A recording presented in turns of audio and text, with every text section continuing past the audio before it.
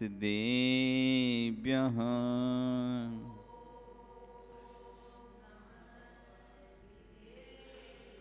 ॐ नमः सिद्धेभ्यः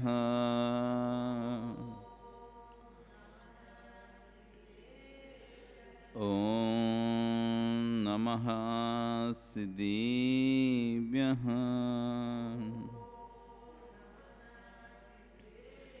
तिर्यणि खग्गिणाय रुतारी मोय सैर सिर निविहु आयरी राव पसियो परवादीन्यु भव्य जी लोए नमो अरियंताणं नमो नमो सिद्धाणं नमो आयरियाणं नमो वज्रायाणं नमो लोए सब्बिसाहुणं। बोले अनंत अनंत से परमेष्टि भगवान की, आदिब्रह्मा आदिनाथ भगवान की, वर्तमान शासन महावीर भगवान की, आचार्य विश्व सागर जी महाराज जी की, अहिंसा में विश्व धर्म की।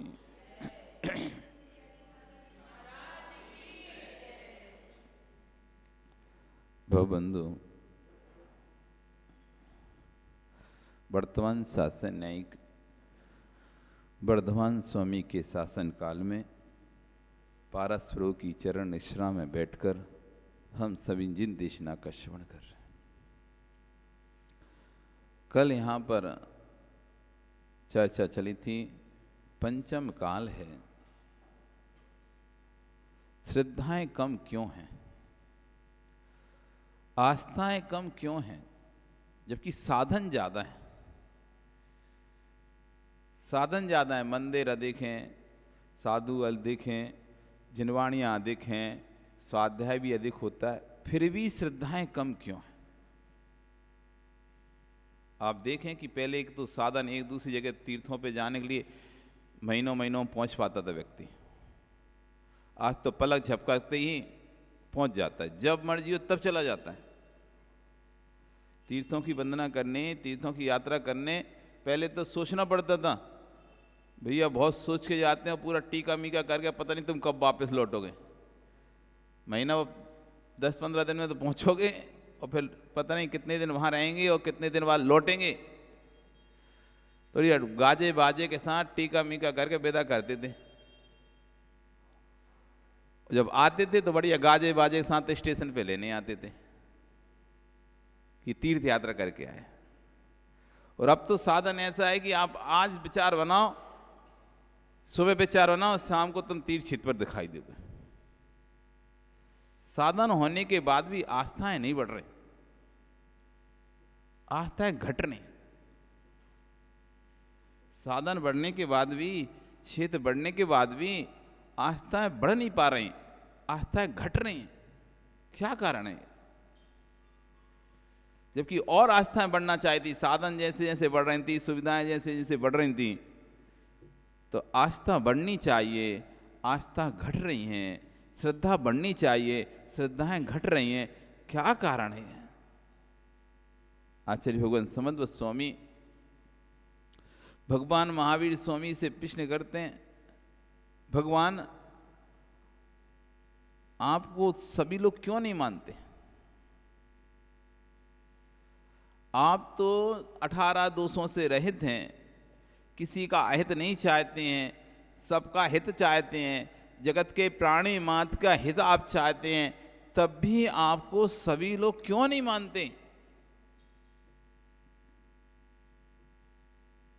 तो महावीर स्वामी से प्रश्न करा तो महावीर स्वामी कहते हैं, भैया क्या बताएं, तुम ही बताओ क्यों नहीं चाहते। हम क्या बताएं, तुम बताओ क्यों नहीं चाहते लोग, सभी लोग, पूरे जगत के सभी लोग क्या भगवान महावीर स्वामी को मानते हैं? नहीं मानते ना। 3 लोक के नाथ होने पर भी 3 लोक के जीवन को नहीं मानते। 3 लोक के नाथ हैं भगवान, तब भी 3 लोग के सभी जीव भगवान को नहीं मानते। फिर तुम जैन लोग मान लोगे, कुछ और मान लेंगे थोड़े बहुत, और सभी नहीं मानते। क्यों? और जैनों में भी सभी माने भी जरूरी नहीं है। जैन कुल में उत्पन्न होने के बाद सभी को भगवान के प्रति आस्था हो जरूरी नहीं है। जैन कुल में भी नास्तिक लोग पैदा होते हैं जिन्हें मंदिर से कोई मतलब ही नहीं है, जिन्हें मंदिर से कोई मतलब ही नहीं है, आते नहीं मंदिर। क्या होता है मंदिर? मंदिर क्या होता है? सब अपने अपने कर्म का फल है, जो मिलना है वो मिलेगा, भगवान क्या करेगा उसमें। ऐसी सोच वाले लोग भी तो है ना नरेश जी। हमारे कर्म से हमें मिलेगा, भगवान क्या कर लेगा उसमें? क्या जाना मंदिर? मंदिर जाके क्यों कुछ हो जाएगा? तुम मंदिर चलेगा तो तुमने कौन सा क्या कर लिया? कम से व्यापार करेंगे, उतना समय टाइम देंगे तो पैसा कमाएंगे। मंदिर में समय खोटा क्यों करना? ऐसी सोच वाले लोग भी हैं जिन्हें मंदिर में आने में समय खोटा दिखाई देता है। समय बेसी बर्बाद होगा मंदिर में जाएंगे तो।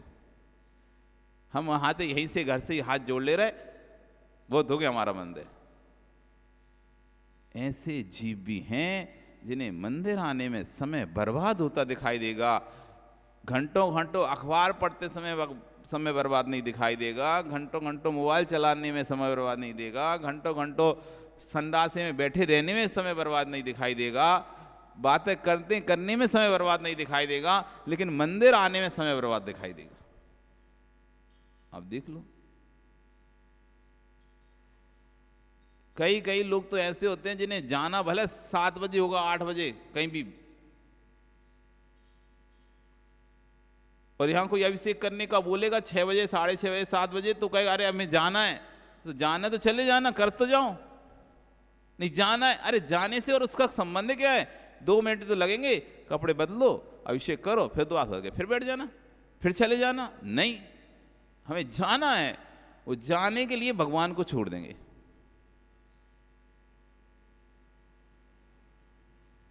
फिर भले रास्ते में घंटों घंटों बर्बाद हो जाए, वो विषय अलग है। फिर 1 घंटा रास्ते में बर्बाद कर देंगे, वो विषय अलग है। लेकिन 5 मिनट भगवान की भक्ति नहीं कर पाएंगे। क्यों हो रहा है ऐसा?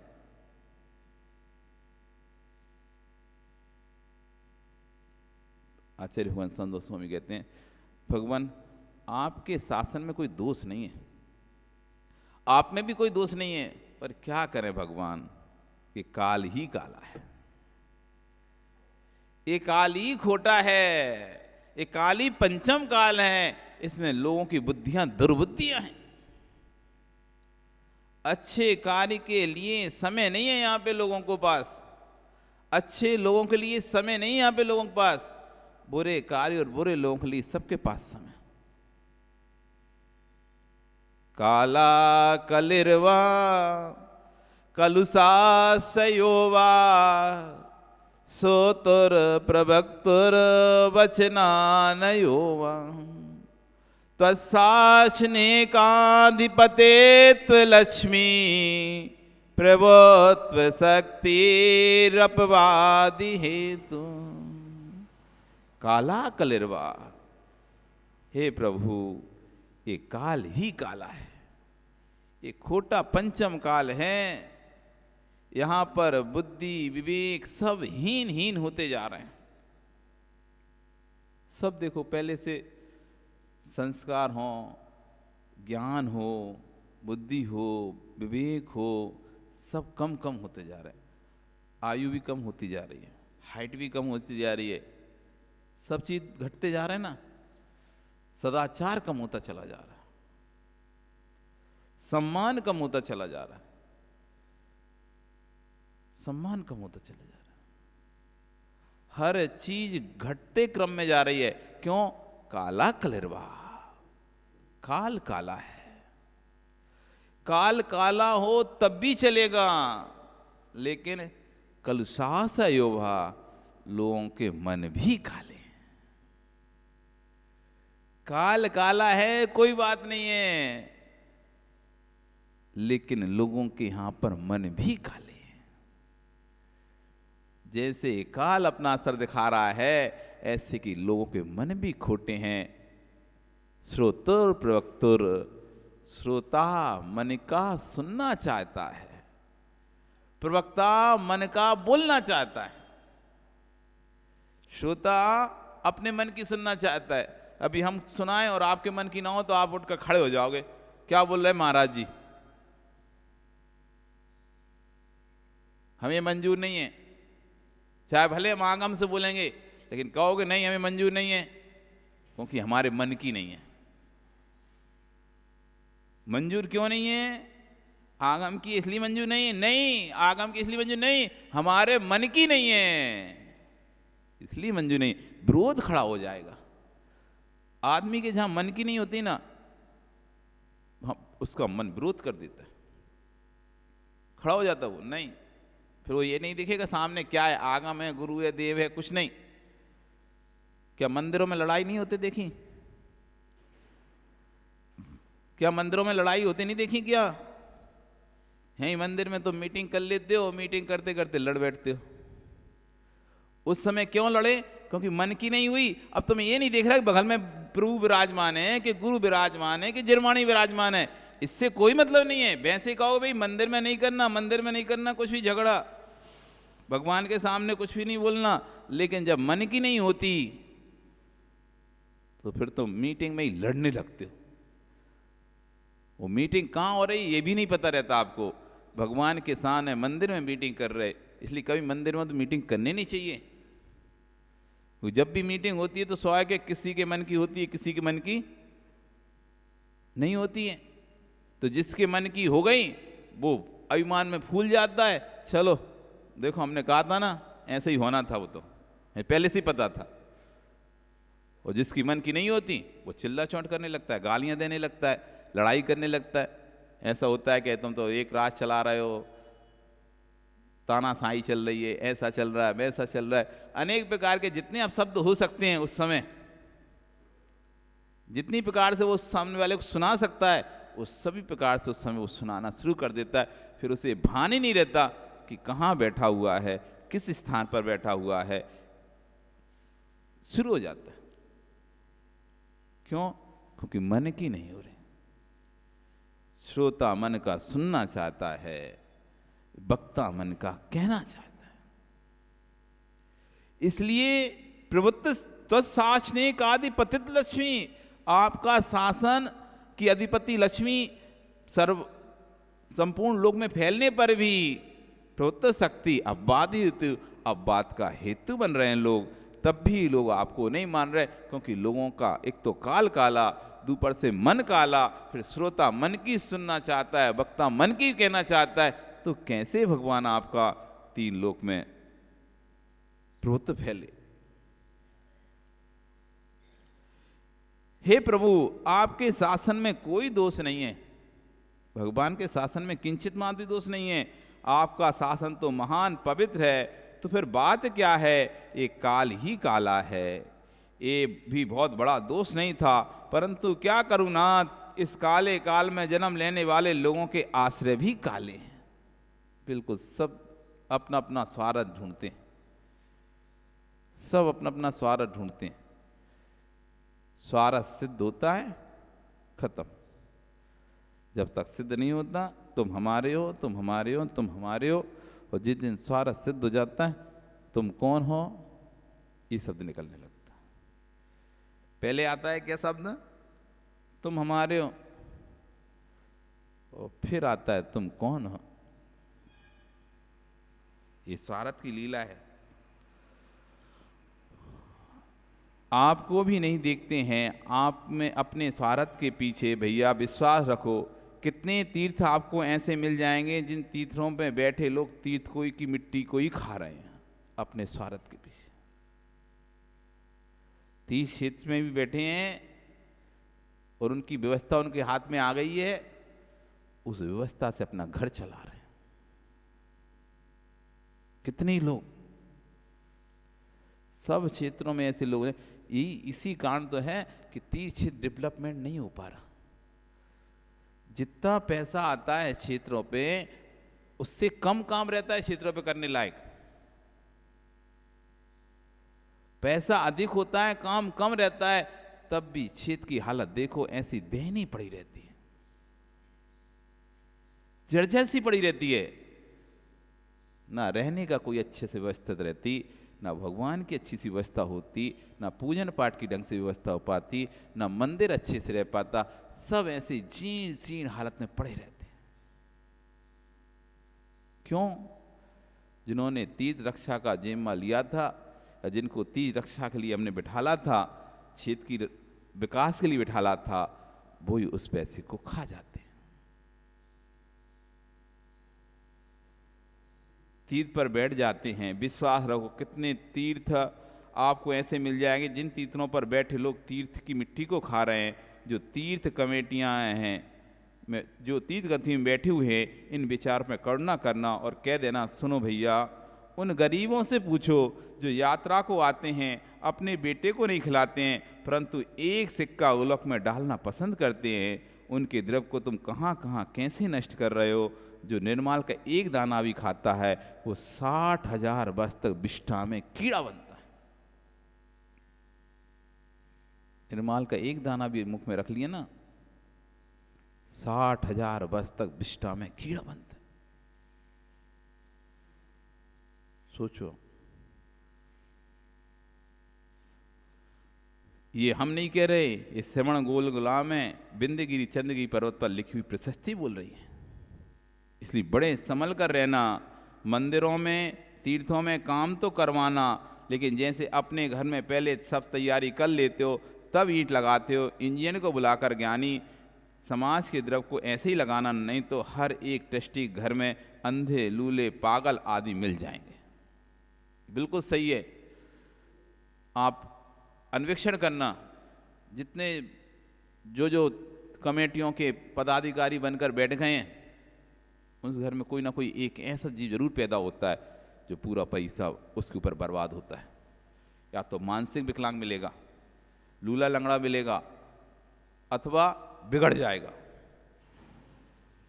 एक लड़का तो मिलेगा ही मिलेगा तुम्हें, एक संतान तो ऐसी मिलेगी उनके घर में जिससे वो परेशान होंगे। वो सारा पैसा नष्ट कर रहा है, या तो वो खुद कर रहा है अथवा उसके ऊपर कर रहे हैं वो लोग। अब ऐसा मिल गया, अब पालना पड़ेगा, काम कहीं नहीं। मेंटली डिस्टर्ब होते हैं ना बहुत से लोग, तो भी तो पालो नहीं, तो फिर ना तो उनका कुछ कर सकते ना उनका हो सकता। एक व्यक्ति हमारे पास आया, महाराज जी ये तो 22 साल का हो गया, 25 साल का हो गया, अब क्या करें, इसकी शादी कर दें ठीक हो जाएगा। मैंने कहा क्यों बर्बाद कर रहे दूसरे की जिंदगी? अरे तुमको तो पता है ना वो मेंटली डिस्टर्ब है, उससे कुछ समझ में नहीं आता, उससे कुछ पता ही नहीं संबंध रिश्ते क्या होते हैं। तुम उसकी शादी करके झूठ बोलकर या पैसे के प्रभाव में कर भी दोगे तो दूसरा व्यक्ति की तो जिंदगी खराब हो जाएगी ना।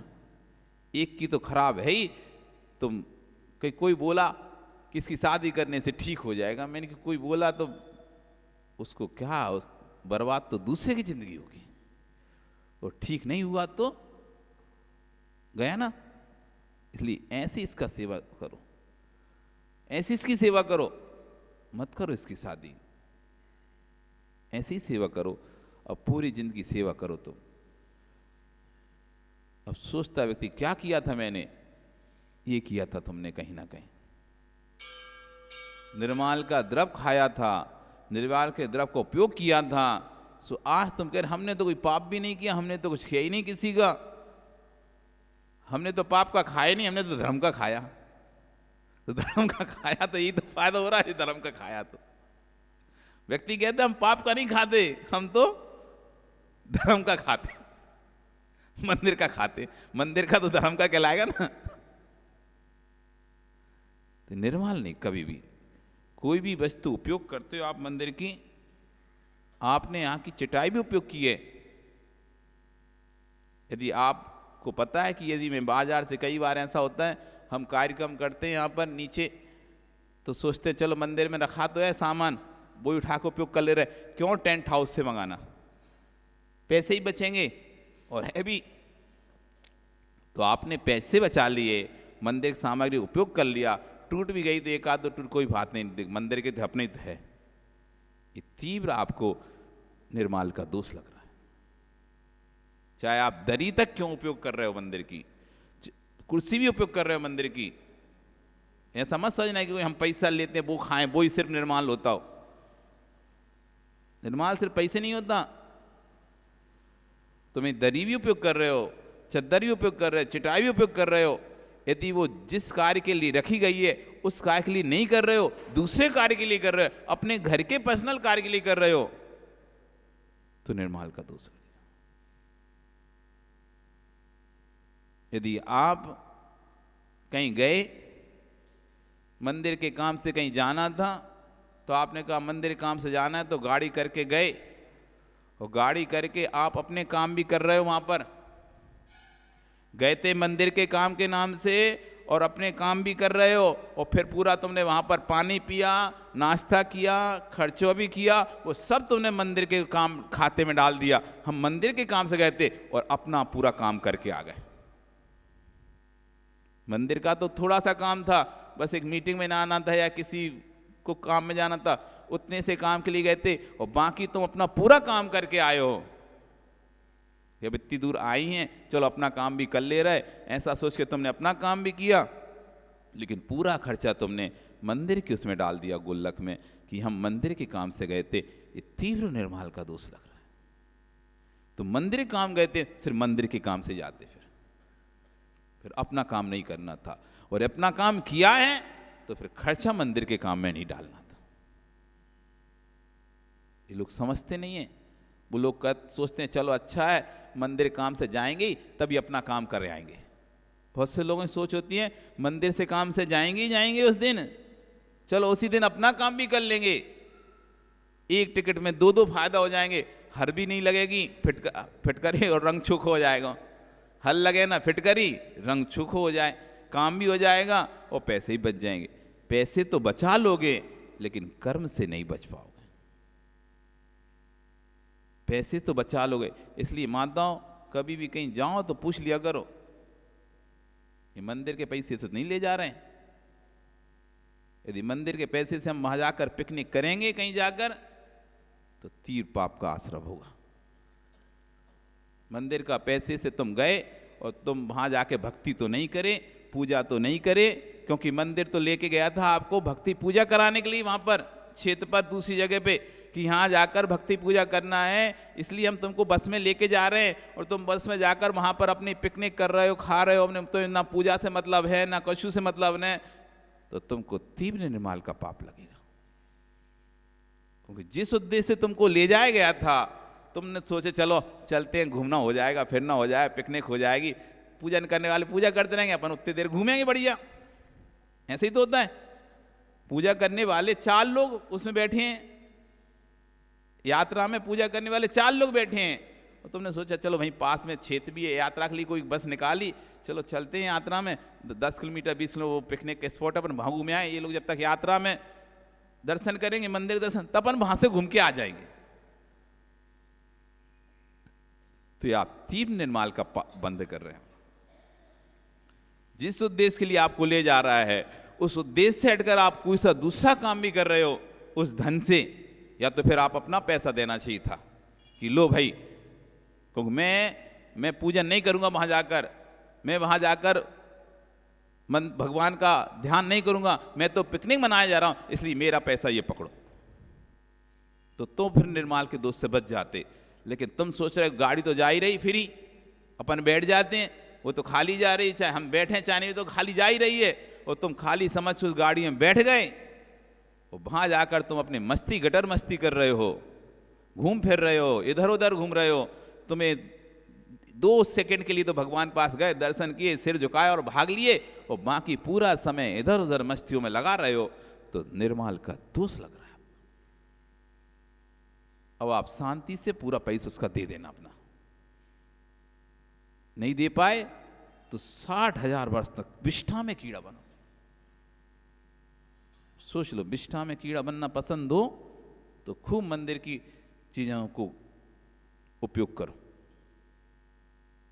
खूब धर्म के पैसा को उपयोग करो, अब तुम कह भी सकते हो महाराज जी हमने तो दिया है वो पैसा, हमने तो दिया है पैसा, फंड तो हमसे इकट्ठा हुआ है तो हम ही तो उपयोग कर रहे हैं, अपना ही तो पैसा है। नहीं, तुम दान दे के उसका पुण्य ले चुके हो,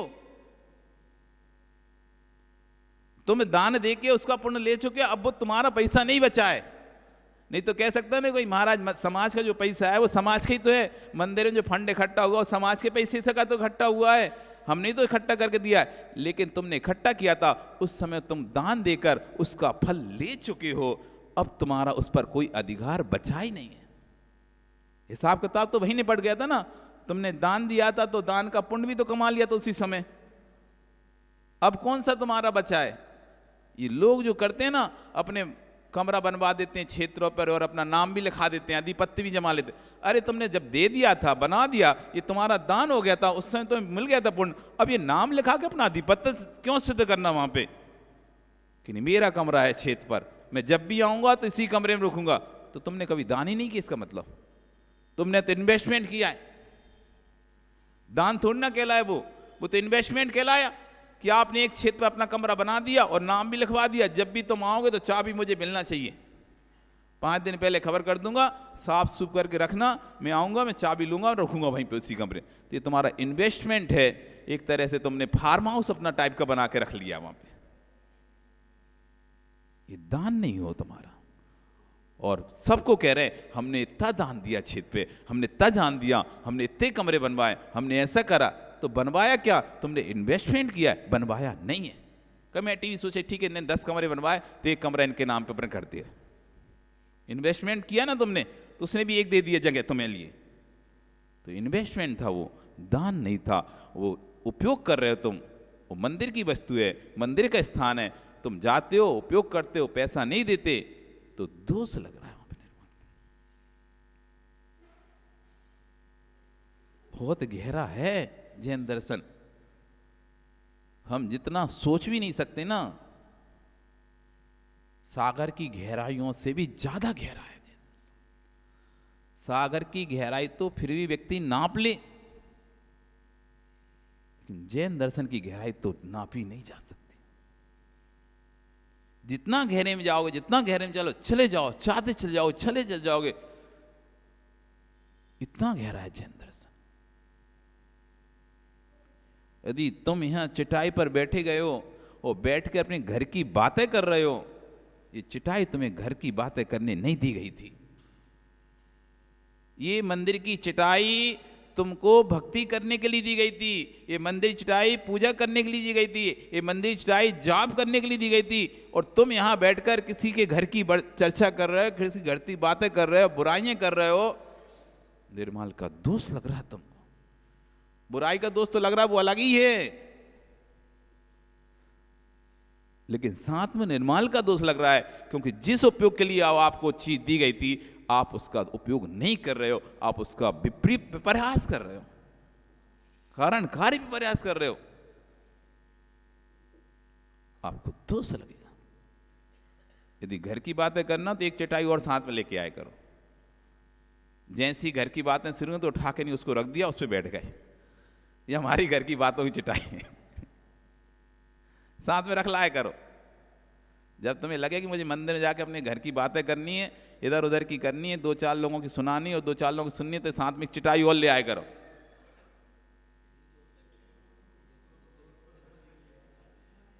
तो ले आया करो अपनी चटाई, कम से कम चटाई वाला दोस्त तो बच ही जाएगा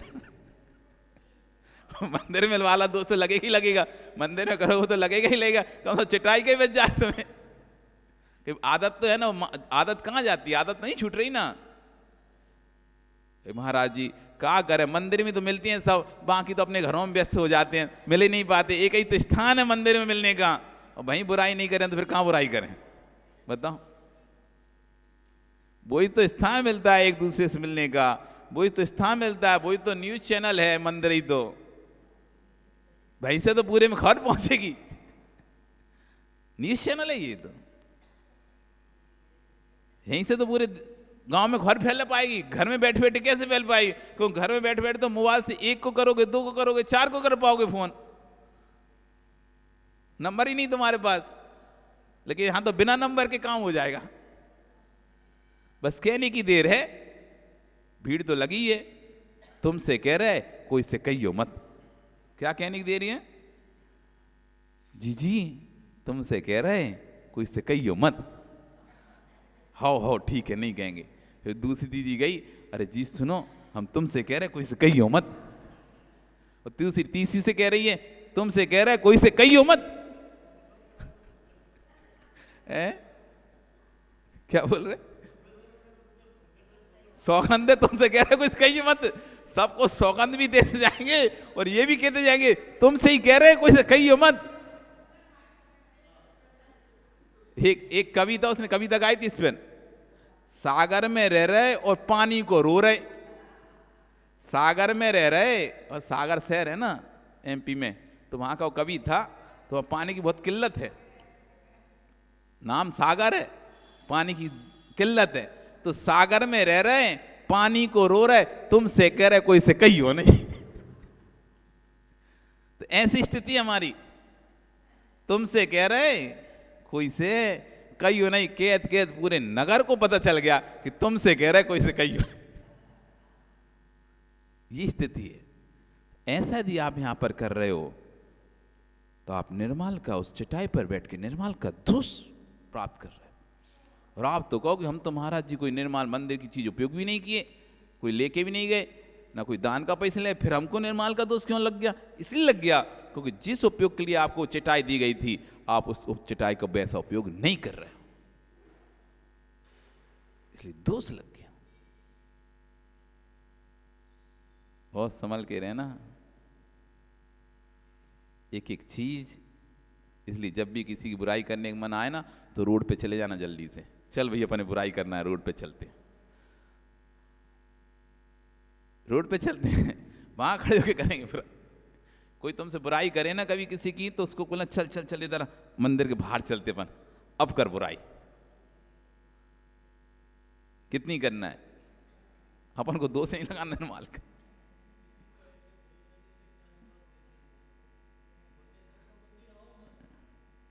बताओ अच्छा है, कम से कम मंदिर नहीं आओगे तो कम से कम तुमको यही रहेगा कि कर्म काटने के लिए मंदिर जाएंगे,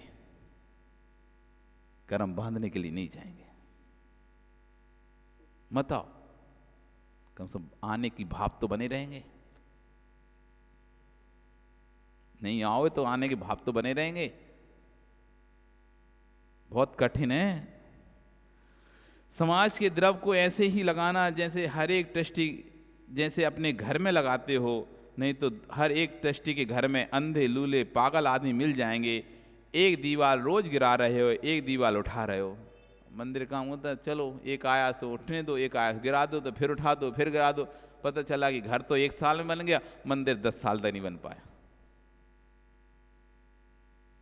घर बनाने में तो फटाक से बन जाता है, जल्दी से बन जाता है, क्योंकि एक ही व्यक्ति को निर्णय लेना है।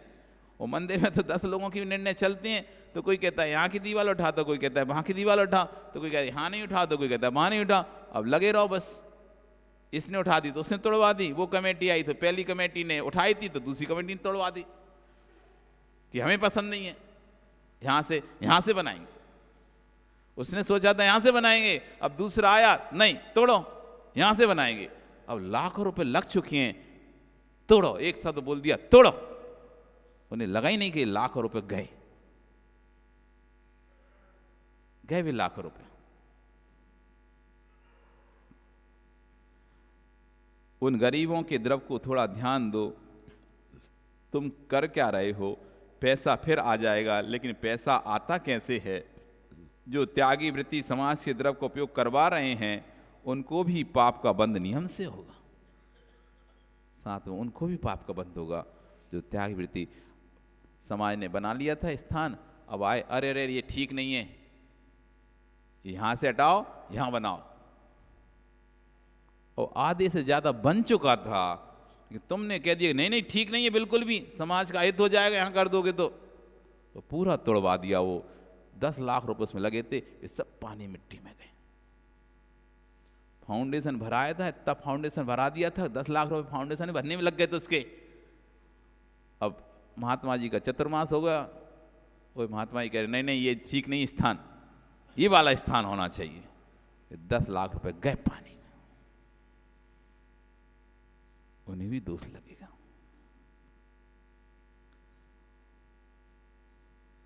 उनको भी पाप का बंद नियम से होगा। सत्य जिनवाणी समझो, बंद नियम से होगा और अंतराय कर्म का आश्रय होगा। ग्रंथ का नाम नोट कर लो, तत्वार्थ सार। ये सब किस में लिखा है? तत्वार्थ सार ग्रंथ में लिखा है। नहीं तो कोई बोलेगा कि विश्व सारमाज कुछ ही बोलते रहते हैं, तत्वार्थ सार ग्रंथ में इसका स्पष्ट उल्लेख है। इस बात का निर्माल के द्रव्य का उपयोग करने वाला कैसा कैसा, कहाँ कहाँ पर कैसा कैसा जीव बनेगा, कितने कितने वर्षों तक कहाँ पर विष्ठा में कहाँ कैसा रहेगा, नाली में कीड़ा कैसा बनेगा, ये सब लिखा हुआ है। एक एक चीज का वर्णन लिखा है। आप कोई भी चीज उपयोग कर रहे हो तो कैसे उपयोग करो, यदि तुमने उसका विपरीत उपयोग किया है इस तरह उसका कर्म का बंद हो जाएगा। इसलिए बहुत संभल के, यदि रत्नों में कोई सार उसका नाम सम्यक्त है, यदि वास्तव में कोई सारभूत रत्न है तो उसका नाम सम्यक्त है, इसको नष्ट मत होने देना। बहुत त्यागी यदि नहीं बन पाओगे तो मत बनना, लेकिन श्रद्धा में कमी मत आना। तुमसे यदि बहुत त्याग नहीं होता मत करना। रात्रि भोजन भी त्याग नहीं हो रहा, आलू प्याज भी त्याग नहीं हो रहा, कोई भी चीज त्याग नहीं, मत करो, नहीं हो रही त्याग तो, लेकिन श्रद्धा में कमी मत लाना। नहीं कर पाओ सोले का भोजन, नहीं कर पाओ कोई बात नहीं है, जो कर रहे हो वही करते रहो, लेकिन श्रद्धा में कमी नहीं आना। दर्शन भट्टा भट्टा, दर्शन भट्टा से नथि निर्वाण, श्रीजी चरित भट्टा दर्शन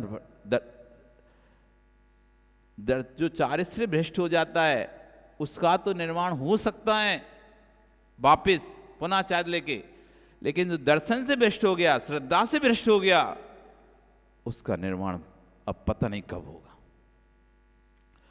चारित्र से भ्रष्ट व्यक्ति का निर्माण अंतर्मुहूर्त में हो जाता है। कोई व्यक्ति अपनी चारित्र से गिर चुका है, अंतर्मुहूर्त में प्रत्याख्यान प्रायश्चित आदि करके पुनः अपने आप को शोधन करके अंतर्मुहूर्त में मोक्ष चला जाएगा। लेकिन दर्शन से कोई भ्रष्ट हो गया, दर्शन भट्टा भट्टा, दर्शन भट्टा से नथि निब्बाण, श्री चरित्र भट्टा। शायद भ्रष्ट व्यक्ति तो सिज जाएगा, यानी पक जाएगा, मोक्ष चला जाएगा पुनः चायत को धारण करके, लेकिन दर्शन से भ्रष्ट हो गया, अब अर्धपुद्गल परावर्तन काल तक वो भटकेगा, अनंत काल तक भटकेगा वो। इसलिए श्रद्धा को मत छोड़ना। वर्तमान में श्रद्धा ही आपको भविष्य का वर्धमान बनाएगी। ये आज की श्रद्धा ही कल को आपको भगवान बनाएगी। चारित्र भगवान बनाता है, लेकिन चारित्र बनाने से पहले श्रद्धा होना चाहिए, तब तो चारित्र सम्यक चारित्र कहलाएगा। यदि श्रद्धा नहीं है तो चारित्र सम्यक चारित्र हो ही नहीं सकता, वो भगवान बना ही नहीं सकता। बिना श्रद्धा के चारित्र अकेला भगवान नहीं बना सकता। श्रद्धा होगी तभी चारित्र आपको भगवान बना पाएगा। यदि श्रद्धा नहीं है तो चारित्र अकेले से भगवान बनने वाले नहीं हो। श्रद्धा में कभी मत लाना। कोई गाड़ी को पलटने से पटरियां नहीं उखड़ती, जो डिब्बा खराब हो जाता है उसको अलग करके ठीक करके फिर गाड़ी चलती है। यदि तुमको धर्मात्मा जीव में कोई कमी दिख जाए, उसे देखकर पूरे धर्म को बुरा मत बोलना। जैसे गाड़ी के खराब डिब्बे को अलग करके फिर चला दिया जाता है, लेकिन गाड़ी उसी पटरी पर चलती है, ऐसे ही कोई एकाध व्यक्ति में आपको कमी दिखने लग जाए तो ज्ञानी मोक्ष मारे पूरे मुनियों को, मोक्षों को गलत नहीं कह देना। मार्ग तो चलेगा, कब तक चलेगा? अनादि अनंत काल तक चलेगा। अपनी कब से है, पृथ्वी कब से है, अंबर कब से है, कब तक रहेगा? तो ऐसे ही मोक्ष हो, अपनी वो अंबर है तब तक दिगंबर रहेगा। कब से है? अनादि से। कब तक रहेगा? अनंत काल तक रहेगा। इसका टेंशन नहीं करो, जो है सो है। अकाट श्रद्धा होना चाहिए, बस जो है सो है, इस बात पर अकाट श्रद्धा होना चाहिए। कुछ भी कहो, कोई कितना भी हिला ले, पर जिनवाणी के प्रति अकाट श्रद्धा होना चाहिए। जो अरिहंत ने कहा है वो ध्रुव सत्य है, और श्रद्धा के प्रभाव से ज्ञानी सब काम होंगे। ये भी बोल रहे हैं त्रिभुवन, श्रद्धा के प्रभाव, बस तुम एक बार आस्था आ जाए, श्रद्धा, तुम क्या चाहते हो वो काम होगा तुम्हारा। तुम सच्ची आस्था के साथ किसी से जुड़ो, फिर देखो आपका काम क्यों नहीं होगा। पूर्ण आस्था होना चाहिए। ये आस्था श्रद्धा कब समझ में आती है? जब तक हमें उसको जरूरत नहीं है तब तक हमें लगता है हमारी उसके प्रति खूब आस्था है, श्रद्धा है। जब तक सामने वाले को आपसे कोई जरूरत नहीं है ना, तब तक आपको लगता है हम तो उनकी खूब भक्ति करते हैं। जब उसको जरूरत हो उस समय अरे यार अब हमको ही करना पड़ेगा। अभी तो क्या है, सब कर रहे हैं तो सब आ रहे हैं तो हम भी प्रवचन सुनने आ गए मान लीजिए, तो भीड़ आ रही है, सब लोग जर रहे हैं। अब जब हम यहाँ से चले गए, अब रास्ते में बिहार का मौका आया तो कोई कहेगा भैया तुम तो खूब आते थे प्रवचन सुनने, तुम तो खूब आते थे हार देने, तुम जाओ ना। अरे यार अब हमारे पीछे पड़ गए सब लोग। अब समझ में आ रहा है ये उस समय जो श्रद्धा आस्था थी वो भेड़ चाल थी। उस समय जो भक्ति दिखाई दे रही थी, जब सब लोग थे उस समय भक्ति दिखाई देती, क्योंकि अरे सब लोग कहते बहुत भक्ति करता है, बहुत, तो खुशी होती थी, खुशी मिलती थी, आनंद आता था, इसलिए दौड़ दौड़ कर आते थे। अब दूर चले गए, अब कोई कह रहा है भैया तुम जाओ, तुम तो खूब जुड़े थे, तुम तो खूब आते थे, अब तुम जाओ ना वहां पे बिहार कराने जाओ, हार कराने जाओ। अरे यार हम ही फंस गए अब तो यार। अब समझ में आ रहा है ये आस्था से जुड़ा था या स्वार्थ से जुड़ा था। आस्था से जुड़ा, ओहो अच्छा हमें मिल रहा है ऐसा सौभाग्य, ठीक है चलो कोई बात नहीं, चलो हम तो सोच रहे थे हमें मिलेगा ही नहीं, शायद सौभाग्य नहीं मिलेगा जाने का, लेकिन किस्मत हमारी बहुत अच्छी है, इन सब के बीच में हमको हार कराने का सौभाग्य मिल रहा है, हमको बिहार कराने का सौभाग्य मिल रहा है, बाहर भी हमको ही सौभाग्य मिल रहा है। यहाँ तो मिलता था ही, बाहर भी हमको ही समाज आगे कर रही है। ये सौभाग्य मेरा, कितनी बड़ी समाज में इतने सारे लोग होने पर भी मुझे आगे किया जा रहा है। ये तब भाषा निकलेगी जब व्यक्ति श्रद्धा से भरा होगा। भाई जी ये भाषा कब निकलेगी? जब श्रद्धा से भरा होगा कि इतनी समाज में इतने लोग होने पर भी मुझे आगे किया जा रहा है, मुझे योग्य समझा जा रहा है कि मैं इसके योग्य हूं, मैं वो कार्य कर सकता हूं। बड़े गर्व की बात है मुझे अपने आप में कि कम से कम मैंने अपनी ऐसी स्थिति बना ली है कि आज समाज मुझे इसके लिए योग्य समझ रही है। तुम बिहार करा सकते हो, तुम आहार करा सकते हो, इतना योग्य मुझे समझ लिया। नहीं तो मैं तो सोच रहा था मैं क्या करूंगा, कभी इतना योग्य बन पाऊंगा? आज मैं इतना योग्य बन चुका हूं, अब मैं तो ये मौका नहीं छोड़ूंगा। ओ भाई जब श्रद्धा, अरे क्या हमें ही मिलेगा तुम्हें पूरे समाज में? और नहीं है कि विनोद जी से बोल दो ना, महेश से बोल दो, नरेश से बोल दो, उससे बोल दो, नवीन से बोल दो, ये भी तो जाते थे हार देने, हम ही अकेले जाते थे क्या? ये भाषा भी निकलेगी, हम ही अकेले जाते थे क्या? और भी तो लोग जाते थे, उनको बोलो ना, तुम हम ही को बोलते हो रोज, एक दिन की बात हो तो चल जाए, तुम तो रोज बोलने लगे हो हमको। अब कहीं क्या होता है, हर गांव में एक दो धर्मात्मा लोग होते ही हैं, तो कोई भी साधु कुछ भी आता है तो समाज सोचती चलो ये धर्मात्मा लोग इनके घर में सोले का बनता ही है, तो फोन कर दे भैया महाराज आए माता आए हैं तुम्हारे घर में कल चौका लगा लेना। यदि वो श्रद्धावान है तो कहेगा अहो भाग्य हमारे कि चलो कम से कम हमने जो नियम लिया था उसका फल तो देखो कितना अच्छा मिल रहा है। नगर में कोई भी माताजी महाराज आते हैं तो हमें कम से कम पहला मौका मिलता है, सौभाग्य मिलता है। तो उस भक्ति से भरा वो कहेगा हाँ हाँ बिल्कुल बिल्कुल। यार क्या आपत में वो ले ली, तो कोई भी आज हमें ही घर में फोन आने, तो महाराज भी आते उनसे कहे महाराज जी कोई भी आता तो हमें ही करना पड़ता, हमें ही हैं वहां पे, और तो सब लोग ऐसे ही हैं यहाँ,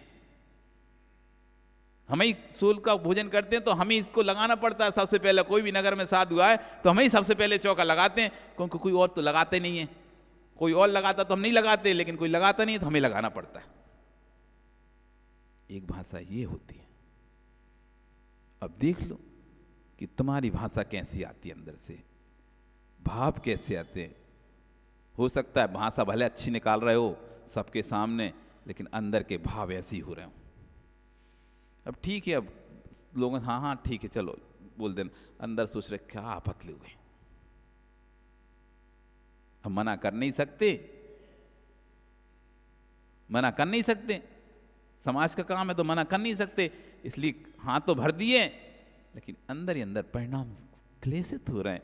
तो ये अभी श्रद्धा से भरा नहीं है जीव, आस्था से भरा नहीं है, जो श्रद्धा आस्था से बढ़ जाता है उसके सब काम होंगे, सारे काम हो जाते हैं, अपने आप को समर्पित कर देता है श्रद्धा आस्था वाला जीव। तो मैं आपका हूं, आपके लिए समर्पित हूं, और आप तो बस हुक्म करो, आदेश करिए, क्या करना है मुझे, जो कहेंगे मैं वो करूंगा, जैसा कहेंगे मैं वैसा करूंगा, आप आदेश तो करके देखिए। अरिहंत ने कहा है ध्रुव सत्य है, और श्रद्धा के प्रभाव से ज्ञानी सब काम होंगे। जैसे हमारे मंदिर की शिखर हैं, कितनी झंझावात चलें पर मंदिर का सिर जरा सा भी हिलने वाला नहीं है, ऐसी हमारी श्रद्धा का शिखर होना चाहिए। कितने भी झंझावात चलें लेकिन तब भी डगमग नहीं होना चाहिए। पूरे लोग भी छोड़कर चले जाए तब भी मैं तो हूं, मैं करूंगा व्यवस्था, मैं करूंगा सेवा। नहीं तो हम क्या करते हैं, लोग होते हैं तो सेवा करने का मजा आता है, और देखते हैं सब लोग चले गए तो चलो अपन भी चलते हैं धीरज से।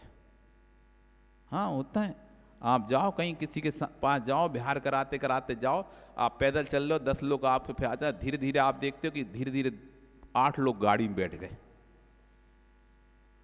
अब आप 2 चल रहे तो आपको यदि श्रद्धा से भरोगे तो कोई मन में विकल्प नहीं आएगा, और श्रद्धा से नहीं भरोगे, अरे यार ये तो लोग फंसा के नहीं, खुद तो गाड़ी में बैठ गए, हमें पैदल फंसा दिए चलाने के लिए। अब धीरे से बहाना सोचोगे, कैसे ही बहाना करके अपन भी गाड़ी में बैठेंगे, बोलेंगे उनसे या तो तुम भी चलो साथ में, नहीं तो हम भी बैठ रहे गाड़ी में। नहीं होता ऐसा? ऐसा भी होता है,